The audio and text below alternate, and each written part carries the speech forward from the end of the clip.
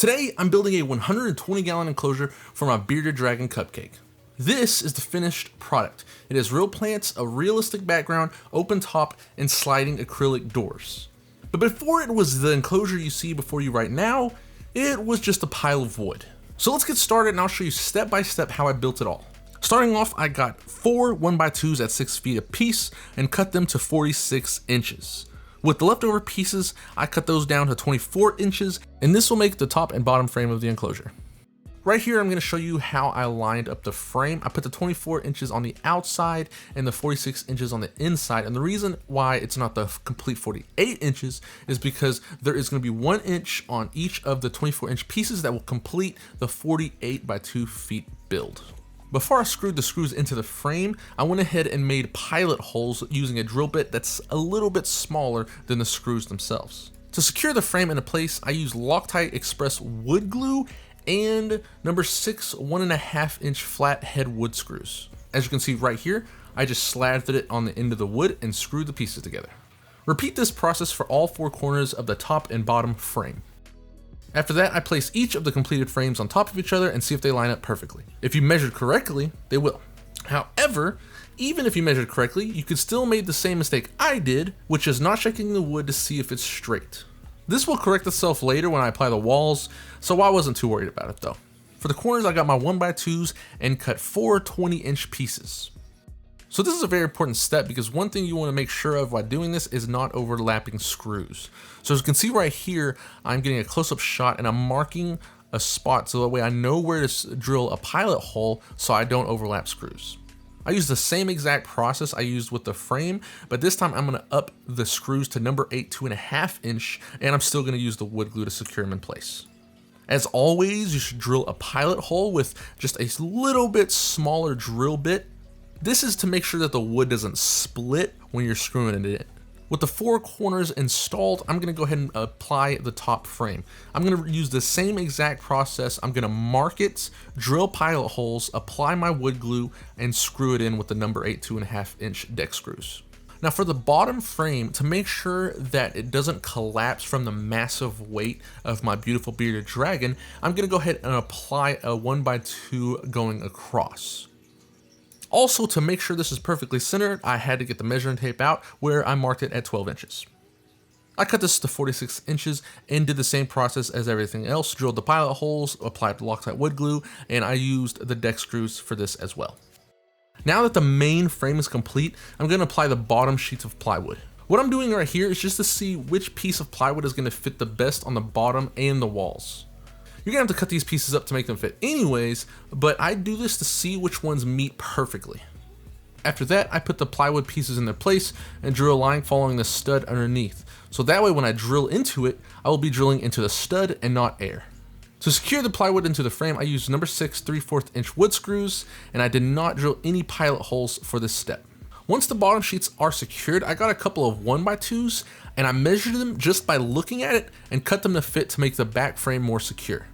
I drilled pilot holes, applied wood glue, and used the number 8 2.5 inch wood screws to lock them into place. Once this was done, I gathered the rest of my 2x2 pieces of plywood and began measuring where I needed to cut them. So that way I can fit all pieces together perfectly. Once cut, I secured them all into place with the number 6 3/4 inch wood screws. And remember when I said I was going to fit all the pieces together perfectly? As you can tell, I'm not very good at eyeballing it, but we can fix that later. Since I do have the walls up, I'm going to be putting a 22-inch piece of 1x2 going across the top of the enclosure.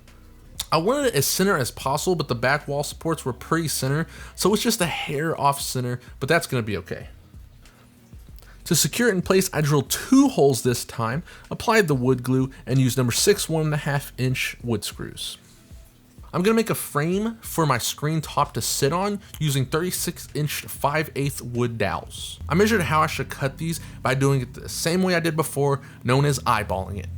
After cutting them, I drilled pilot holes, applied wood glue to one side, and locked them in using number 6 1-inch wood screws.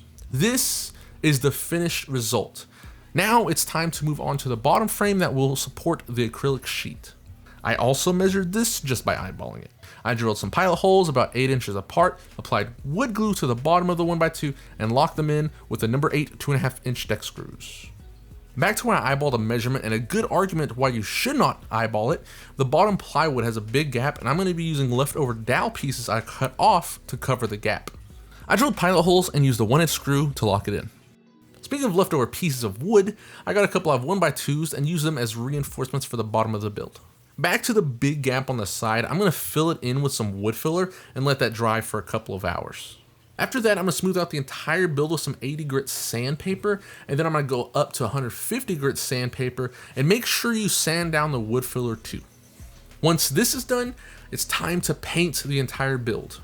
The paint I used for this was Drylock Extreme. You can use regular Drylock, or you can use polyacrylic or any other water-based sealer.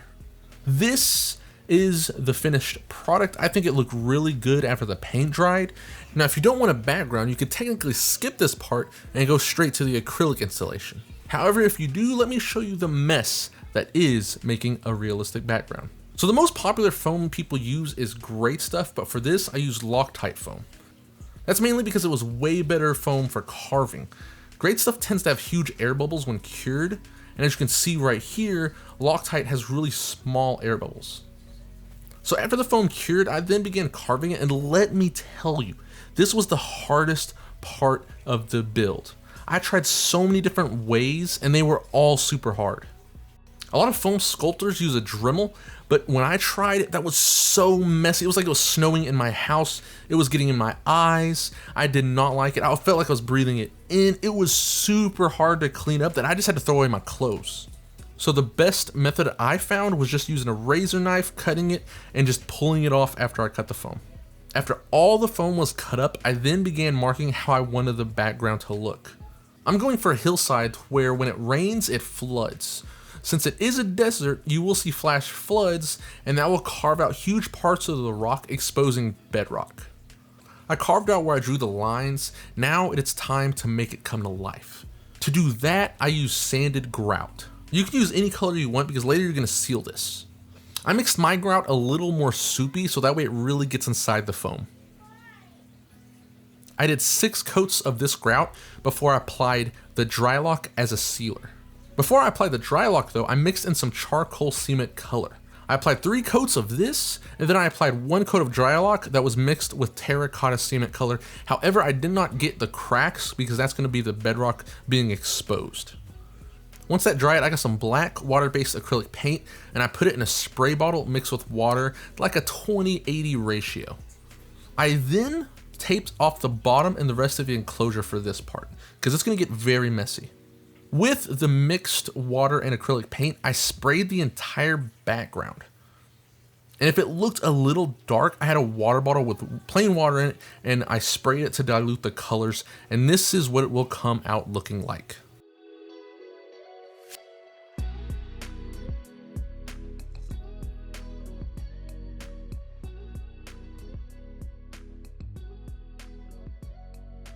So even though I took the precaution and tried to seal off parts of the build I didn't want the water to get to, the paint still managed to get into it. My attempt failed, but that's okay because it only bled through to the bottom, which will be covered in substrate. Now it's time to make the middle frame that will hold the acrylic sheet into place. I used the 1x2 and marked it on both ends to make sure I would have a nice routed area. I did not use a router for this, I actually used a 1/4 inch chisel and carved the spots for the acrylic to sit into. And the reason I used acrylic for this build was purely for the ease of being able to cut it exactly how I wanted it. Also, I did take the screws out before I chiseled the wood. I got this acrylic sheet which was UV resistant, 2 feet by 4 feet and 1/4 inch thick at Home Depot. To cut the acrylic, I used a jigsaw and these plexiglass cutting blades. Before I cut it, I measured 6 inches up and marked it in the middle and on the left and right and connected those markings using this level. So that way I can have a straight line when I cut the piece. Now as you can see here, it was a little long, so I marked it where it met the wood and cut it with a jigsaw. After cutting the glass, I placed tape about 1 inch from all the edges on the front and back of the glass. This is for when you apply the silicone, and when you pull it off, it's going to give it a nice straight edge. I applied GE1 silicone to the inside slots of the 2 1x2s that will house the acrylic I just cut, and then I pushed in the acrylic to the bottom slot and put the top frame in. I applied more silicone to the outside corners and slid my finger across the seam on the inside and outside to secure a seal. I take off the masking tape right after and screw in a number 8 2.5 inch deck screw to secure the top 1x2 into place. Once the silicone is set for 48 hours to cure, I applied the top tracks for the doors. They were 1 inch too long and I just used these hedge clippers to cut them down. I put super glue on the track and used some clamps to keep it together.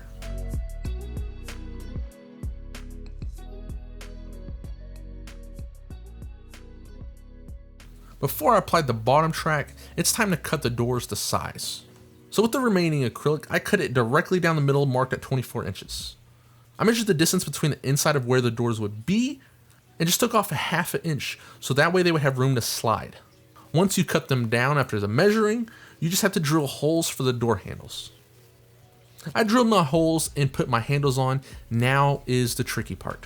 So my doors were measured just right and wouldn't have been able to be pushed in, so I installed them when I glued the bottom track in, which I do not recommend. The reason is because super glue can actually fog up the glass and it will be permanently on the glass. I got lucky though and was able to manage to stop that before it happened.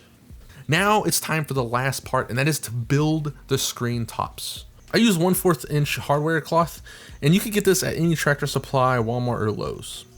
I got 36 5/8 inch wood dowels and flat corner braces to make the frame. I did replace those stock screws with smaller ones though.